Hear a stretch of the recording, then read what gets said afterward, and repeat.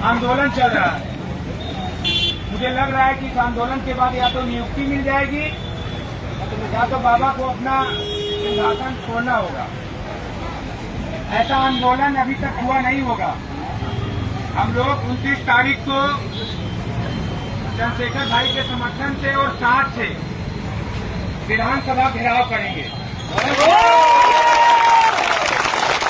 ये सबकी जिम्मेदारी है। यहाँ बैठे जो हमारे साथी सहपाठी है और तमाम सामाजिक संगठन और जो लोग हम लोग की मदद करना चाहते हैं, सभी लोग दमखम दिखा दें कि 29 तारीख को हम लोग विधानसभा घेरेंगे। और विधानसभा क्यों घेरेंगे ये भी बता दें कि वहाँ जो गूंगे बहरे हमारे समाज के मंत्री विधायक बैठे हैं, उनसे हम सवाल पूछेंगे और ये हम उनको बताएंगे कि आप हमारे हक अधिकार लूटा जा रहा है, उसके मौन है।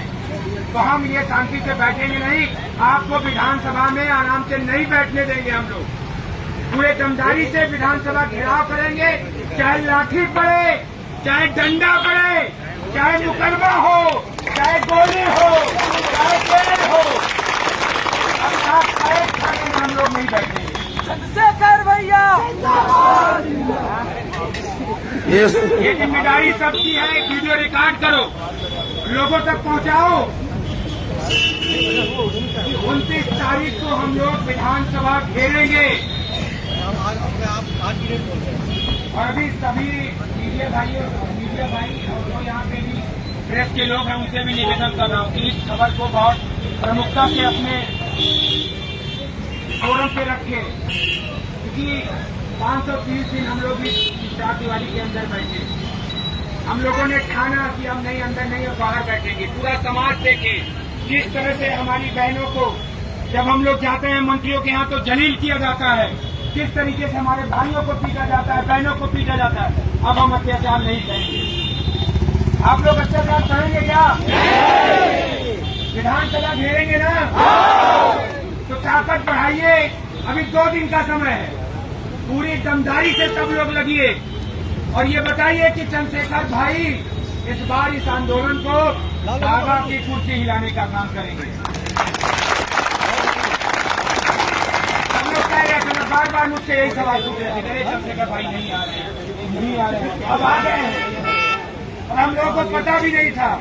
और मैं ये बात आप लोगों को बता दूं कि आप लोगों पे जब भी ऐसी पीड़ा पड़ेगी चंद्रशेखर भाई बिना बताए, किसी को नहीं पता, वहाँ पे बार बार हाथ बदनाम सुधरे कौन आ गया कौन आ गया। लेकिन ये बात समझिए, ये पीड़ा आप लोगों की ज्यादा हो गई तो कभी भाई यहाँ अभी हम लोग अंदर बैठे थे ना बड़े आराम से, अब यहाँ हम लोग बाहर आ गए ना तो भाई भी आ गए। इनका नंबर ले लो। तो सभी लोग कोई शांति से नहीं बैठेगा। एक एक लोग 10-10 लोगों को फोन करो और पुलिस प्रशासन से भी बोल दो कि यहाँ जितना बैरिकेडिंग लगाना हो, जितना बार गली लगाना हो लगा ले। 29 तारीख को हम विधानसभा घेरेंगे।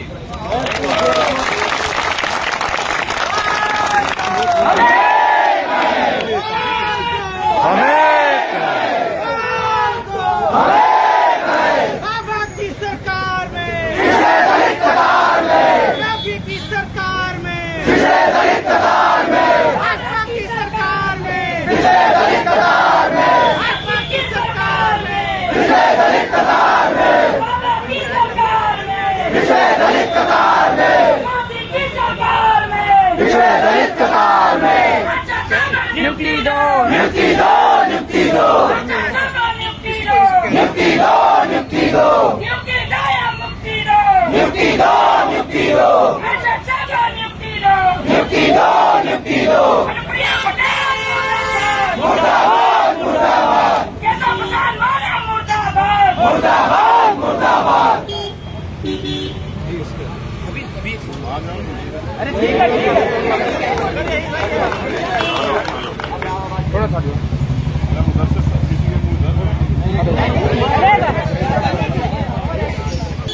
प्यारे भाइयों बहनों, पिछले लंबे समय से 530 दिन एक बहुत बड़ा समय होता है और आप जो लड़ाई लड़ रहे हैं किसी का अधिकार छीनने की लड़ाई नहीं। आपने जो मेहनत करके और आपके माता पिता ने जो एक एक पैसा जुटा के आपको इस काबिल बनाया कि आप कंपटीशन पास करें और रोजगार करें, और जब आपने अपनी मेहनत से कंपटीशन पास भी कर लिया और आप रोजगार के करीब भी आ गए, तो सरकार और उनके षड्यंत्रों ने आपसे आपकी नौकरी छीन ली। मैं चाहे देश के किसी भी कोने में रहूं, लेकिन जब जब आपके आंदोलन चलते हैं मैं आप लोगों को देखता रहता हूं। मुझे इस बात का दुख है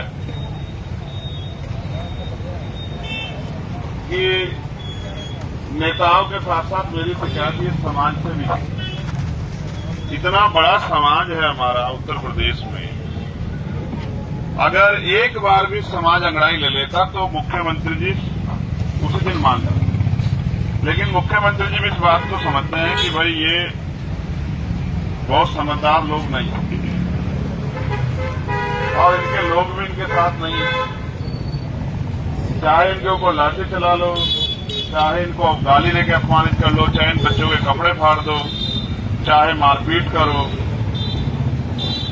चाहे अपशब्द कहो, चाहे उठा के फेंक दो, चाहे थाने में पकड़वा दो, इनकी कोई सुनने वाला तो है नहीं। देखो, शारीरिक कमजोरी, शारीरिक गुलामी तो समझ आती है, लेकिन आज हम शारीरिक गुलामी के शिकार नहीं, मानसिक गुलामी के शिकार हैं। ना हम अपने संख्या बल को समझते हैं और ना ही हम अपने दिमाग का सही प्रयोग करते हैं। अभी बिहार में जातिगत जनगणना हुई और आप सबने देखा होगा कि 90% से ज्यादा आबादी बिहार में दलित, पिछड़े, आदिवासी, मुसलमान, जैन, सिख, बौद्ध यानी कि SC, ST, OBC और माइनॉरिटी के लोग भी। यहां 10% आर्थिक आधार पर आरक्षण पास हुआ, आपने देखा। अब जिनके लिए हुआ उनके समाज ने शायद एक दिन में आंदोलन न किया हो, लेकिन हमारे नेताओं ने बढ़ चढ़ के उनका समर्थन किया। कोई कहता 20% मिलना चाहिए। अब ये जो आंकड़े आए इनसे क्या पता लगा कि उनकी आबादी 10% भी नहीं है, 10% आबादी नहीं है और 10% रिजर्वेशन मिल गया है, तो यानी कि जो बच्चा अभी बालिग भी नहीं है उसके लिए भी नौकरी का इंतजाम हो गया। और आपकी आबादी 90% है और जो हिस्सेदारी आपको मिली है 49%, 49.5%, उसको भी ये लोग छीन ले रहे हैं। तो इसका मतलब जो नेता यहां बैठे हैं उत्तर प्रदेश की विधानसभा में या उत्तर प्रदेश से चुन के जाके जो लोकसभा में बैठे हैं, वो सिर्फ अपने निजी स्वार्थ का काम आगे बढ़ा रहे हैं। अगर वास्तविकता में वो समाज के लिए राजनीति कर रहे होते तो आपकी लड़ाई लड़ते। आपको क्यों बैठने देते? आपने तो वोट दिए ना उनको। वो यहाँ आपकी जगह खुद बैठते, आपको कहते बहनों आप घर में जाके बैठो, हम लड़ेंगे ना लड़ाई। आपने हमें चुना है, हम आपके नेता हैं, आप हमें वोट देते हो। वोट सबसे शक्तिशाली होती है, करोड़ों रुपए से कीमती होती है वोट। आप क्यों लड़ोगे? हम लड़ेंगे। लेकिन बुरा यह है उत्तर प्रदेश में कि जितने नेता हमने निर्माण किए वो बेचारे अपने व्यक्तिगत स्वार्थ और अपनी राजनीति, व्यक्तिगत राजनीति के इतर समाज के लिए एक शब्द नहीं बोल पा रहे। परिणाम ये है कि आपको 530 दिन से लड़ना पड़ा। अब बुरा यह है कि लड़ाई कब तक चलेगी। मैंने इनसे भी कहा कि अब इसका अंत होना चाहिए। अंत का तरीका यह है कि क्या तो हम इस लड़ाई को छोड़ दें, पीछे हट जाएं, या फिर हम इस सरकार से लड़ाई जीत लें। तो मैं आपसे आग्रह करूंगा, मेरी चाय आ गई, धन्यवाद बहुत बहुत। तो मैं आप सबसे आग्रह करूंगा, 29 तारीख को हमने विधानसभा घिराव का निर्णय लिया है कि हम विधानसभा घिराव देखो बंद करो, भी नहीं आए हो। पढ़े लिखे लोग हैं ना आप लोग, तो आपसे तो कोई ये भी नहीं कह सकता कि भाई ये कम पढ़े लिखे लोग हैं, आपने तो कंपटीशन पास किया। अब आप सोचो जब पढ़े लिखे लोगों के साथ ये हाल है तो गांव का आम आदमी किस तरह के शोषण का शिकार होगा या उसके अधिकारों पर किस तरह कुठारघात किया जा रहा हो। मैं आपसे अपील करूंगा, ये जो सरकार है इसका चरित्र ऐसा है कि ये सिर्फ वोट से डरती है। इस आंदोलन को और तेज करना पड़ेगा। अगर कल के बाद, परसों के बाद ये नहीं माने ना, तो मैं आपसे कहूंगा कि आप फिर इस आंदोलन को अगले 3 महीने अलग तरीके से चलाएं। मैंने तो अभी इनके ऊपर छोड़ा था कि आपकी बात को मान जाएंगे, लेकिन ये नहीं मान रहे। फिर हमें आंदोलन को बदलना पड़ेगा। भाई जिस आंदोलन से ताकत नहीं मिल रही है, यानी कि दुश्मन हार नहीं रहा, यानी कि हमारा लक्ष्य पूरा नहीं हो रहा है, तो हमें चेक करना चाहिए, एनालिसिस करना चाहिए क्या दिक्कत हो रही है। कब तक बैठे रहोगे आप यहाँ? आपको तो बैठना चाहिए संख्या बल के आधार पर। विधानसभा में आप बैठे हो यहाँ, आप समझते हो? संख्या बल के आधार पर आपको कहाँ बैठना चाहिए और बैठे कहाँ हो? आपकी संख्या इतनी है उत्तर प्रदेश में कि आपको देने वाला बनना चाहिए, समझ रहे हो? साहब कहा करते थे कि भाई नोटों वाला भी वोटों वालों से हार जाएगा, क्योंकि नोटों वालों पे पैसे हैं, लेकिन हमारे पास vote, one vote one value. तो हम अपनी वोट का सही प्रयोग नहीं करते, इसलिए आज हम इस हालात में। तो हमें अपने लोगों को भी जगाना पड़ेगा, और मेरा विश्वास है पिछली बार भी हमने इनको मुंह तोड़ जवाब दिया था, इस बार भी हम इनको मुंह तोड़ जवाब देंगे। और हम कमजोर नहीं है, आपने साबित कर दिया ना, रोज तो आप जाते हो, कमजोर होते तो डर के अंदर ना बैठते, बाहर क्यों बैठते? लेकिन देखो मेरी बात सुनो, इतिहास को याद करो, कभी कभी कुछ लड़ाई खाली बल से नहीं जीती जाती। भाई आप देखो ना, शहीद आजम सरदार भगत सिंह ने 56 दिन भूख हड़ताल करी, तब जाके निकम्मी अंग्रेजी सरकार झुकी ना। अगर पहले दिन उनको एहसास हो जाता कि ये 56 दिन तक लड़ सकते तो पहले दिन नहीं मान जाती क्या? वो आपका हिम्मत, आपकी ताकत चेक कर रही। और गूंगे बहरे नेता क्या लड़ेंगे आपकी लड़ाई? आप जाते हो, वो आपसे फोटो खिंचवाने से भी डरते हैं, आपकी बात तो क्या कहेंगे? मैं आपसे लिख के कहता हूं, मुझे ऐसा लगता है हम अपनी हालात के जिम्मेदार खुद हैं। अगर हम समझदार होते और जिम्मेदार से काम करते, ये हालात थोड़ा ही होती। अब 24 का चुनाव आ रहा है, चुनाव नजदीक, आप चिंता मत करो। अगर आप डटे रहे ना, तो ऐसे जैसे प्रधानमंत्री हाथ जोड़े थे ना, आपको याद है किसानों के आगे? अगर मुख्यमंत्री आपके आगे हाथ ना जोड़े तो मैं राजनीति करना छोड़ दूंगा। पिछली बार भी 22 का चुनाव नजदीक था, आपको याद है 22 का चुनाव नजदीक था, तो हमने एक आंदोलन में इनको हरा दिया था यहाँ, याद है ना आपको? बाहर नहीं आए थे उस दिन हमने, अंदर से। इस बार तो हम बाहर आएंगे, चाहे ये लखनऊ की जेल बड़ी करा ली, ये भी जेल ही थी पहले, आपको पता नहीं है। ये जो इको गार्ड है ना, पहले जेल हुआ करती थी, पुरानी जेल है। अभी तक आप जेल के अंदर आंदोलन चलाते हैं, अब इस आंदोलन को बाहर आप ले आए हो। अब इस आंदोलन को 29 तारीख को विधानसभा लेके जाना है, और उसके बाद अब ये गली गांव मोहल्लों में, नगरों में अब इस पर चर्चा करानी है, और ये बताना जो सरकार हमारा संवैधानिक अधिकार हमें दे रही, वो अलग से क्या दे देगी? भाई ये जो योजना चलाने की बात करते हैं, पैसा कहां से लाते हैं? आप ही के टैक्स से तो पैसा है, टैक्स का पैसा आपका दोनों हाथ से लुटा रहे हैं, और फिर भी आपके अधिकार नहीं देना चाह रहे हैं। इसलिए आपसे आग्रह करूंगा, एक तो 29 तारीख में आप जोरदार तरीके से जुटे, ठीक है? पुलिस से हमारी कोई लड़ाई नहीं है, पुलिस में भी तो नेताओं के बच्चे कहाँ हैं पुलिस में, आप बताओ ना? सारे हमारे तो लाठी मारते हुए उनको तकलीफ होती है, उम्र क्या करें? वो जो नौकरी करते हैं सरकार की करते हैं, कल आपकी सरकार होगी, आपकी नौकरी करेंगे, समझते हो? सरकार के अधीन है पुलिस, सरकार के अधीन है एडमिनिस्ट्रेशन, सब सरकार के अधीन है। आप सरकार के अधीन नहीं हो, आपके द्वारा सरकार बनती है, आप मालिक हो, बस अपनी शक्ति को समझो, आप जोड़ लगाओ। हमारे यहाँ से एक आंदोलन हुआ, हम तो बैल भी, गाय भी, भैंस भी सब लेके चले गए कार्यालय में। आंदोलन तो आंदोलन तरीके से होते हैं, बहुत समझदार लोग भी आंदोलन कामयाब नहीं कर सकते। हमारे यहाँ तो चौधरी नरेंद्र सिंह तक किसानों के बड़े नेता जब आंदोलन करते तो सब लोग जाते थे हुक्का हुक्का, वहीं चल के समझते। तो मैं तो आपको कहूंगा, एक बार तो 29 में उस तरह से लड़ो जिस तरह से लड़ते आ रहे हो, आगे फिर उस तरह से नहीं लड़ना है, आगे तो उस तरह लड़ना है जिस तरह लड़ना चाहिए, समझते? हाँ, और सब कुछ है हमारे पास, अब तक संगठन की शक्ति है।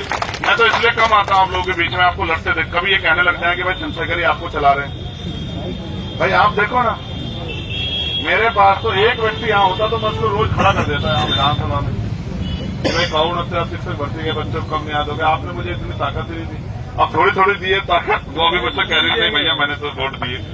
वोट की लड़ाई नहीं है ना मेरी आपकी। आप सोचो मेरे पास कम अवसर होंगे क्या? जब मैं आपके बीच से यहाँ चला गया ना, और मैं मुकदमों जेल से डरता है, तो इन्होंने मेरे ऊपर गोली चलाई, आप सबको पता लगा होगा। तो मैं तो गोली की परवाह करते हुए अगले दिन 3 दिन बाद फिर खड़ा था। अभी भी कौन सी सुरक्षा है मेरे पास? भाई इनके यहाँ अगर इनके ऊपर गोली चल जाती तो 10-20 लोग लेकर घूमते, मैं तो अब भी अकेला घूम रहा हूँ। आप समझते हो, मौत एक दिन आनी है, कहां से डरना मौत से? ना तो जिंदगी इन्होंने दी है, ना ये मार सकते हैं, मौत एक दिन आएगी सुनिश्चित है। वो दिन का स्वागत करेंगे हंसते हंसते, लेकिन अपने लोगों को मरने छोड़ो। जब तुम्हारे ऊपर लाठियां पड़ती हैं, तुम्हें अपमानित क्या तकलीफ नहीं होती हो क्या? जब हम तुम्हें बहन कहते हैं तो हमें तकलीफ नहीं होती होगी? हम तो जिनको जानते हैं उनकी लड़ाई भी लड़ते हैं। तुम्हारे तो बीच में रखे गए, तुम्हें तड़पते देखा, लड़ते देखा, तुम्हारे आंसू की वैल्यू समझते हैं। तुम्हें एहसास नहीं होगा। जब भी तुम्हारे ऊपर लाठी उठती है, तुम्हें अपमानित किया जाता है, बहुत दिल दुखता है। लेकिन क्या करें, अगर ऐसा होता कि तुम्हारे अधिकार किसी के दफ्तर में रखे होते तो वो दफ्तर चाहे तोड़ के लिए आते, आप एक मुकदमा दर्ज हो जाता, उसको उठा लेते फाइलों को। लेकिन तुम्हारे अधिकारों के और तुम्हारे बीच में मुख्यमंत्री बैठ गए और हमने वोट देकर शक्ति दी है उनको। भाई, अगर हमारे लोग दलित पिछड़े वर्ग के लोग वोट न देते, बन जाता क्या मुख्यमंत्री? अपनी खुद की सीट नहीं जीत पाएंगे, समझ रहे हो? सच ये है। लेकिन हमारे लोग गुलाम बन गए, गूंगे बहरे।